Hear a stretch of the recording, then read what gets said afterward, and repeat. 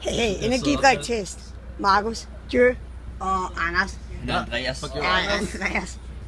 Og så nogle mærkelige mongoler, der sidder over i toget. Hey, Anders er da nice. Okay, Anders er ikke mongol. Den anden er heller ikke mongol, jo. Han er mongol-gamer. Han er gamer-mongol. Det er mig. Okay, vi skal smage blå monster. Og jeg har brug for en ny telefon. Tror jeg har brug for. Jeg filmer altså lige nu, og jeg kan ikke redigere. Jeg har brug for en. Kan du finde noget at redigere? Nej, jeg oplever bare mere capture.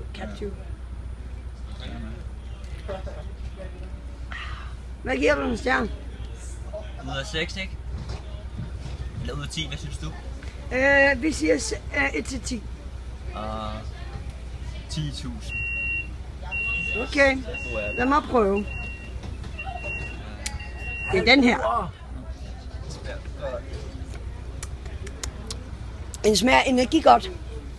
Men jeg kan altså bedre lide den blå. Nej, den grønne mere. Det er den blå. Ja, jeg mener den grønne. Det smager nogenlunde det samme, den er bare sukkerfri den her. Ja. Og så sidder vi sidder ikke inde på Valde eller derhjemme. Vi sidder faktisk i et tog. Det er bare sjovt, hvad vi har stadig genstået. Det er derfor, der er det der åndssvagt bip. Hvor mange stjerner? Det er også fedt forskel.